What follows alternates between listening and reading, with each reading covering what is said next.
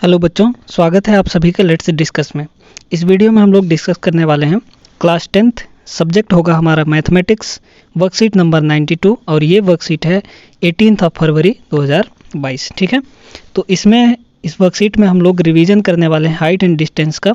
इससे रिलेटेड हमारे जो इम्पोर्टेंट क्वेश्चन है वो सॉल्व करेंगे, है ना। तो पहला क्वेश्चन देखते हैं हम लोग यहाँ पर। इससे पहले आप लोगों से एक रिक्वेस्ट है कि हमने यहाँ पर एक अपना अलग चैनल बनाया है, जिसमें क्योंकि यहाँ पर देखिए इस चैनल पर आप लोगों को सिर्फ और सिर्फ वर्कशीट ही मिल पाती हैं, लेकिन उस चैनल पर आप लोगों को पूरा कोर्स जो होता है एनसीईआरटी बुक से या फिर और अन्य बुक से, है ना, पूरा एक कोर्स कंप्लीट कराया जाएगा बेसिक लेवल से, है ना, सारी चीज़ें। ठीक है, तो उस चैनल को जाके आप लोग विजिट करिए और चैनल को सपोर्ट करिए। ठीक है, चैनल का नाम है जेनिक लर्न और आपको डिस्क्रिप्शन में भी लिंक दिया गया है, वहाँ पर भी जाके आप लोग चेकआउट कर सकते हैं। 9th 10th 11th और 12th इन 4 क्लासेस का आप लोग का मैथ्स वहाँ पर डेली बेसिस पर अपलोड होगा, आप लोग जाके वहाँ पर देखते रहिए। ठीक है, आगे बात करते हैं। यहाँ पर हम लोग इस वीडियो पर जो हमारा वर्कशीट नंबर 92 है, इसमें पहला प्रश्न है। देखिए पहला क्वेश्चन है, an electric pole is 10 meter high. इसको आप लोग पढ़ लीजिए, आगे चलेंगे तो सॉल्व करेंगे। ठीक है, पढ़ लीजिए आराम से या फिर स्क्रीनशॉट ले लीजिए। ये हो गया दूसरा क्वेश्चन, है ना। आगे चलें तो ये थर्ड क्वेश्चन है, इसको भी आप लोग इन दोनों को भी, third and fourth question in दोनों को भी आप लोग स्क्रीनशॉट ले लीजिए। आगे चलते हैं हम लोग और इन सभी का सल्यूशन देखते हैं और इनको अच्छे से समझ के कॉन्सेप्ट के साथ सॉल्व करते हैं। ठीक है, अगर आप लोगों को वीडियो अच्छी लगे तो वीडियो को लाइक कीजिए और ये जो वर्कशीट हैं इनका पीडीएफ आपको टेलीग्राम चैनल पर मिल जाएगा, तो डिस्क्रिप्शन में जाइए, वहाँ पर टेलीग्राम चैनल का लिंक भी दिया है, वहाँ पर आप लोग जाके जुड़ सकते हैं। तो चलते हैं फिर इन चारों क्वेश्चंस को हम लोग अच्छे से सॉल्व करते हैं। तो पहला क्वेश्चन देखते हैं हम लोग। First question, an electric pole is 10 meter high. एक जो हमारा इलेक्ट्रिक पोल है वो 10 मीटर हाई है। A steel wire tied to the top of the pole is affixed at a point on the ground to keep the pole upright। ठीक है, मतलब पोल को सीधा खड़ा रखने के लिए एक पोल के टॉप से एक स्टील का वायर बंधा हुआ है।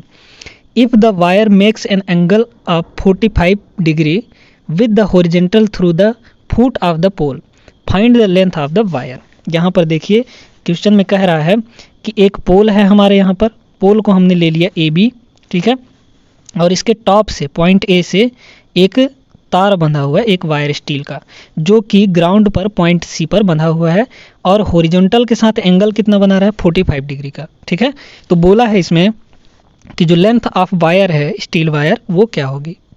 ठीक है, तो देखिए height of the pole A B कितना है, 10 मीटर है, ये पहले से दिया गया है।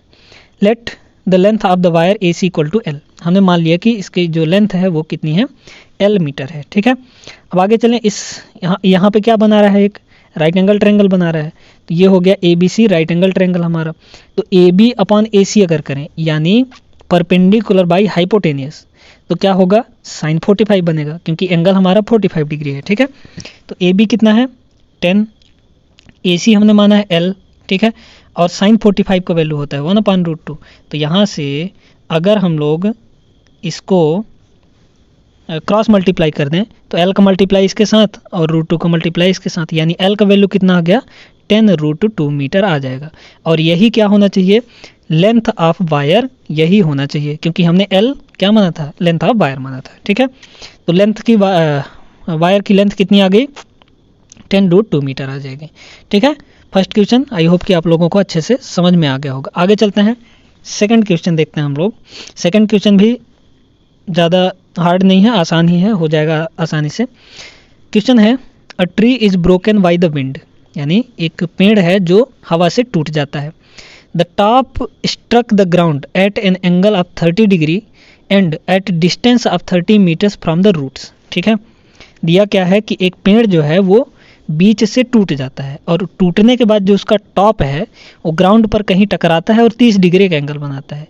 कितनी दूर पर, इस रूट से 30 मीटर की दूर पर वो उसका जो टॉप है, यानी ट्री का, पेड़ का जो टॉप है वो टकराता है और 30 डिग्री का एंगल बनाता है। ठीक है, तो पूछा है कि find the whole height of the tree. मतलब अगर देखा जाए तो पेड़ की पूरी हाइट कितनी होगी, ए बी भी होगा और जहाँ से ये टूटा है ये भी होगा, है ना। यानी ए बी प्लस ए सी, इन दोनों को अगर हम लोग ऐड कर दें तो हमारी पूरी ट्री की हाइट आ जाएगी, पूरी हाइट आ जाएगी, ठीक है ना। तो हमको यही करना है, हमको ए बी फाइंड करना है और ए सी फाइंड करना है, ठीक है। क्योंकि कुछ पार्ट इधर है, तना वाला पार्ट इधर है ना, और ऊपर वाला भाग इधर टूट के गिर गया है ए सी के साथ, ठीक ना, ए सी वाला पार्ट। तो ए बी प्लस ए सी कर देंगे तो पूरी हाइट आ जाएगी।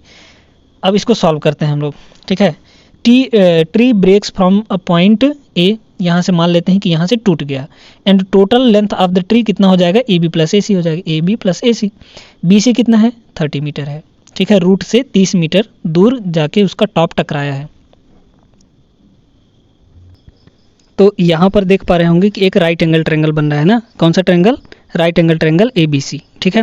तो इसमें देखिए A B upon B C अगर करें, यानी परपेंडिकुलर बाय बेस, ठीक है, तो क्या होगा, परपेंडिकुलर बाय बेस कितना होता है, 10 होता है, और एंगल है 30, तो 10 30 हो गया। तो यहाँ से ए बी की वैल्यू कितनी आ जाएगी, ए बी इक्वल टू हो जाएगा, बी सी को अगर इधर ले जाएं तो बी सी है हमारा 30 और 10 30 का वैल्यू होता है 1/√3, यानी 30/√3 हो गया।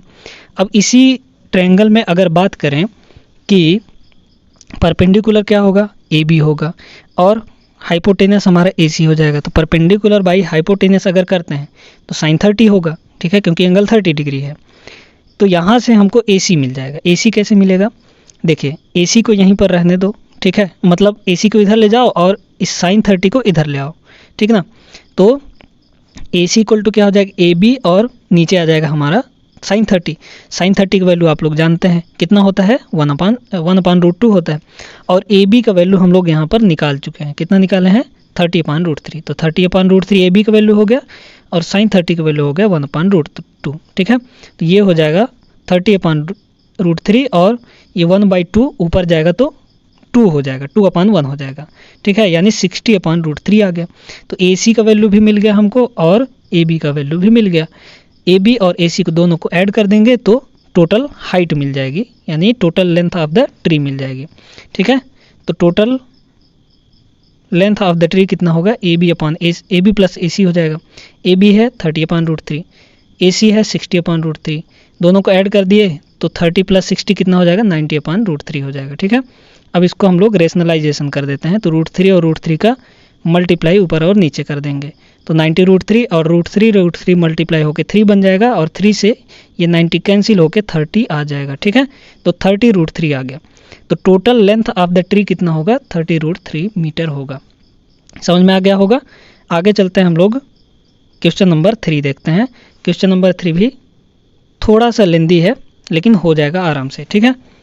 देखिए क्वेश्चन नंबर 3 है, the angle of elevation of a jet plane, the angle of elevation of a jet plane from a point A on the ground is 60 degree. इस पॉइंट ए से एक जेट का जो एंगल ऑफ एलिवेशन बन रहा है वो कितना बन रहा है, 60 डिग्री बन रहा है। After a flight of 30 second, यानी 30 सेकेंड उड़ने के बाद डी से मान लो ई तक पहुंच गया, ठीक ना। The angle of elevation changes to 30 degree. अब यहाँ पर पहुंच के इसका एंगल ऑफ एलिवेशन हो जाता है 30 डिग्री, तो यहाँ पे 30 डिग्री हो गया, ठीक है, पॉइंट ई पर पहुंचने पर। आगे बोला है, if the jet plane is flying at a constant height of 3600√3 meter, ठीक है। हाइट कितनी है ग्राउंड से उस प्लेन की, 3600√3 मीटर है, ठीक है। मतलब ये वाला, ये बी डी और ई सी जो है कांस्टेंट हाइट है क्योंकि इक्वल हाइट पर वो उड़ रहा है, ठीक ना। Find the speed of the jet plane, हमको यहाँ से यहाँ तक जाने में जो उसकी स्पीड थी उस प्लेन की वो हमको फाइंड करनी है। तो हम यहाँ पे मान लेते हैं, देखिए पहले तो हम देखते हैं कि हमको यहाँ पे गिवन क्या क्या है, यानी दिया क्या क्या गया है, ठीक है। तो दिया है हमको height of the jet plane दिया है ना। तो हाइट क्या हो जाएगी, बी डी होगी या फिर सी ई हो जाएगा। तो बी डी या फिर सी ई कितना दिया है हमको, 3600√3 मीटर दिया है। डिस्टेंस ट्रेवल्ड बाय प्लेन वो कौन सा होगा, डी ई होगा, क्योंकि डी से ई तक जा रहा है तो डिस्टेंस यही होगा, डी ई होगा। और ये डी ई किसके इक्वल होना चाहिए, बी सी के इक्वल होना चाहिए। तो D equal to B C कर दिया है यहाँ पर। टाइम हमको दिया है, डी से ई तक जाने में कितना टाइम लगता है, 30 सेकंड लगता है। तो टाइम हमको दे दिया है, हमको डिस्टेंस फाइंड करना है, और डिस्टेंस अगर हमको मिल गया तो हम लोग स्पीड आसानी से निकाल पाएंगे। अगर हम लोग इस छोटे वाले राइट एंगल ट्रायंगल में देखें किसमें, DBA में, तो क्या होगा, DB यानी परपेंडिकुलर बाई बेस, बेस क्या है, AB है, तो DB बाई AB tan 60 हो जाएगा, क्योंकि एंगल इसके लिए कितना है, 60 डिग्री है, तो tan 60 हो गया। ठीक है, tan 60 का वैल्यू होता है √3, DB का वैल्यू है 3600 √3, और ये हो गया हमारा √3। ठीक है, tan 60 का वैल्यू, और इसको इधर ले जाएंगे, AB को इधर ले जाएंगे, तो और √3 को इधर ले आए, नीचे ले आए। ठीक है, तो AB इक्वल टू कितना हो जाएगा, 3600 √3 अपान √3 हो जाएगा, √3 से √3 कैंसिल, आ गया कितना, 3600। यानी AB का वैल्यू यहाँ पर देख सकते हैं, इसकी वैल्यू यहाँ पर, इसकी वैल्यू कितनी आ गई, 3600 मीटर आ गई। आगे चलें, बड़े वाले त्रिभुज की बात करते हैं। यहाँ पर ये जो ट्रायंगल बन रहा है ECA, ये वाला ट्रायंगल, इसमें एंगल कितना है, 30 डिग्री है। ठीक है, इसमें भी tan लगा दो, तो tan के लिए परपेंडिकुलर है EC और बेस है हमारा AC। ठीक है, तो EC by AC equal to कितना हो जाएगा, tan 30 हो जाएगा।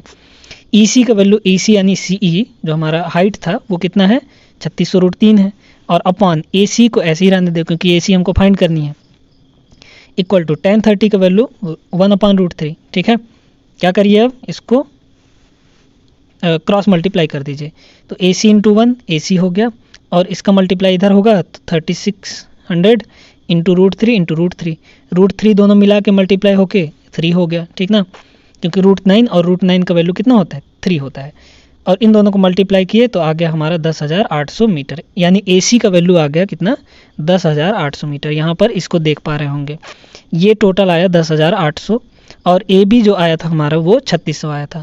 तो अगर हमको BC चाहिए तो क्या करेंगे, AC माइनस AB कर देंगे, तो हमारा BC आ जाएगा, और BC इक्वल DE होगा। DE यानी हमारा जो हाइट, जो प्लेन डिस्टेंस ट्रेवल किया था वो DE है, तो DE हमको आसानी से मिल जाएगा। ठीक है, तो यहाँ पर वही लिखे हैं कि now distance travelled by plane क्या होगा, DE होगा, और DE की वैल्यू BC के बराबर होना चाहिए, और BC का वैल्यू किसके बराबर होगा, AC माइनस AB हो जाएगा। ठीक है, AC का वैल्यू है यहाँ पे 10,800, और माइनस कर देंगे AB यानी 3600, इन दोनों घटा देंगे तो आ जाएगा 7200 मीटर, यानी 7200 मीटर। BC आ गया 7200 मीटर। ठीक है, यानी DE distance travelled by plane. ठीक है, तो स्पीड, अब स्पीड का फॉर्मूला क्या होता है आप लोग जानते ही होंगे, डिस्टेंस बाय टाइम होता है, कितना डिस्टेंस ट्रेवल किया और कितना उसमें टाइम लगा, वही हमारा हो जाता है किसी ऑब्जेक्ट का भी स्पीड होता है। तो स्पीड का फॉर्मूला हो जाएगा डिस्टेंस बाय टाइम। डिस्टेंस कितना ट्रेवल किया, 7200, यहाँ पे अभी हम लोगों ने निकाला, और टाइम कितना लिया, 30 सेकेंड। ठीक है, यानी 7200 मीटर अपॉन 30 सेकेंड हो जाएगा, तो 0 से 0 कैंसिल हो गया, और 3 से अगर 720 को कैंसिल कर देंगे तो आ जाएगा 240 मीटर पर सेकेंड। तो speed of the jet plane will be 240 meter per second हो जाएगा। ठीक है, चलते हैं आगे हम लोग। आई होप कि आप लोगों को ये क्वेश्चन अच्छे से समझ में आ गया होगा, क्योंकि थोड़ा लेंदी था, ये थोड़ा दिमाग वाला था क्वेश्चन, है ना, लेकिन कॉन्सेप्ट है तो सब कुछ है, कॉन्सेप्ट से ही सब कुछ हो जाता है। आगे चलें, क्वेश्चन नंबर 4 की बात करते हैं। यहाँ पर है एन ऑब्जर्वर 1.7 मीटर टाल, यानी कितना ऊंचा है वो ऑब्जर्वर, यानी देखने वाला। ठीक है, कितना ऊंचा है, 1.7 मीटर। ठीक है, is 20√3 meter away from a tower. बोला है इसमें यहाँ पर कि ये जो है ऑब्जर्वर यहाँ पे है 1.7 मीटर का, और ये टावर है, हमने ले लिया DC को, CD को टावर ले लिया। टावर से कितना दूर है ये है 20√3 मीटर, मतलब BC जो हमारा है वो 20√3 मीटर है। ठीक है, तो यहाँ पे BC इक्वल टू लिखा है ना 20√3 मीटर, और BC के इक्वल ही क्या हो जाएगा, हमारा AE हो जाएगा। आगे बात करते हैं क्वेश्चन में, the angle of elevation from the eye of the observer to the top of the tower is 30 degree. मतलब देखिए ऑब्जर्वर यहाँ पे खड़ा है ना AB, तो इसका आंख किधर होगा, A के पास होगा, पॉइंट A पे होगा, तो I का जो यहाँ पर एंगल ऑफ एलिवेशन बन रहा है टावर के टॉप से, वो कितना बन रहा है, 30 डिग्री बन रहा है। समझ में आया? तो हमको फाइंड करना है हाइट ऑफ टावर, यानी हमको निकालना है CD। ठीक है, ये पूरा हाइट निकालना है। तो अगर हम देखें यहाँ पर, तो AB का वैल्यू किसके बराबर होगा, EC के बराबर होगा, यानी देख सकते हैं कि दोनों पैरेलल हैं। ठीक ना, तो AB और AC दोनों, EC दोनों बराबर हो गए, AB और EC। ठीक है, मतलब 1.7 मीटर ये, तो 1.7 मीटर ये भी होगा। आगे बात करते हैं, हमको क्या करना है, अब सिर्फ DE निकालना है। तो DE प्लस EC बराबर हो जाएगा CD, ठीक है, यानी हमको हाइट मिल जाएगी टावर की। तो यहाँ पर हाइट ऑफ ऑब्जर्वर कितना है, AB का वैल्यू कितना है 1.7 मीटर, और यही किसके इक्वल होगा, EC के इक्वल भी होगा। Height of the tower DC हम लोग मान लेते हैं कितना है, H मीटर है, ठीक है। BC कितना है, √3 और यही होगा AE के इक्वल, ठीक है। तो DC इक्वल टू क्या हो जाएगा, DE प्लस EC होगा ना, यहाँ पर देख सकते हैं DE प्लस EC, यहाँ पर देखो ये DC अगर टोटल लेंगे तो एक होगा DE और एक होगा EC, और EC का वैल्यू है 1.7, तो वही रख दिए हैं यहाँ पर, यानी DE प्लस 1.7 मीटर हो जाएगा। अब बात करते हैं A इक्वल टू BC तो होगा ही, ठीक है। तो हम लोग बात करते हैं इस ट्रायंगल में, इस राइट एंगल ट्रायंगल में DEA में, यहाँ पर DEA इस ट्रायंगल में बात करते हैं। तो tan ही लगाना है, ज़्यादातर तो हम लोग tan का ही उपयोग करते हैं ना। तो DE यानी परपेंडिकुलर बाई बेस कितना है हमारा, बेस है यहाँ पर AE है, तो DE बाई AE हो जाएगा tan 30, ठीक है, tan 30। और DE का वैल्यू यहाँ से कितना आ जाएगा, AE को हम लोग इधर मल्टीप्लाई कर देते हैं, तो AE इंटू tan 30 का वैल्यू होता है 1/√3। AE का वैल्यू है हमारे पास 20√3। AE क्यों, क्योंकि जो BC का वैल्यू था वही AE का वैल्यू था, यहाँ पर देख सकते हैं 20√3, ठीक है। तो AE का वैल्यू हम लोग रख दिए कितना, 20√3 इंटू 1/√3, √3 से √3 कैंसिल, आ गया हमारा सिर्फ 20, ठीक है, यानी DE का वैल्यू आ गया 20, ठीक है। देखो यहाँ पर ये डिस्टेंस आ गया कितना, हाइट 20 आ गया, और 20 में अगर हम लोग 1.7 जोड़ देंगे तो टोटल हाइट आ जाएगी टावर की, वही हमने यहाँ पर किया है। तो हाइट ऑफ द टावर क्या होगा, H equal to DE plus 1.7, DE का वैल्यू है यहाँ पर 20, और 20 प्लस 1.7 हमारा आ गया 21.7 मीटर, ठीक है। तो यहाँ पर फाइनली हमने जो हमारा टावर की हाइट निकालने के लिए बोला था वो हमने फाइंड कर लिया है, और अच्छे से कॉन्सेप्ट के साथ हमने इसको समझ भी लिया है कि कैसे करेंगे। ओवरऑल सारे क्वेश्चन हो गए हमारे, चारों क्वेश्चन, 4 ही क्वेश्चन दिए गए थे इस वर्कशीट में, अच्छे से हमने कर लिया। तो अगर आप लोग को अच्छी लगी हो वीडियो तो लाइक कर दीजिए और चैनल को सब्सक्राइब कर लीजिए, और हाँ, हमारा जो लिंक डिस्क्रिप्शन में दिया गया है उस चैनल को भी जाके आप लोग सब्सक्राइब कर लीजिए। वहाँ पर भी आप लोगों को 9th 10th 11th 12th की मैथ्स जो है वो प्रॉपर तरीके से पढ़ाई जा रही है, ठीक है ना। तो चलिए फिर मिलते हैं अपने अगले वीडियो पर नेक्स्ट वर्कशीट के साथ, उसको भी अच्छे से सॉल्व करेंगे। तब तक के लिए जय हिंद।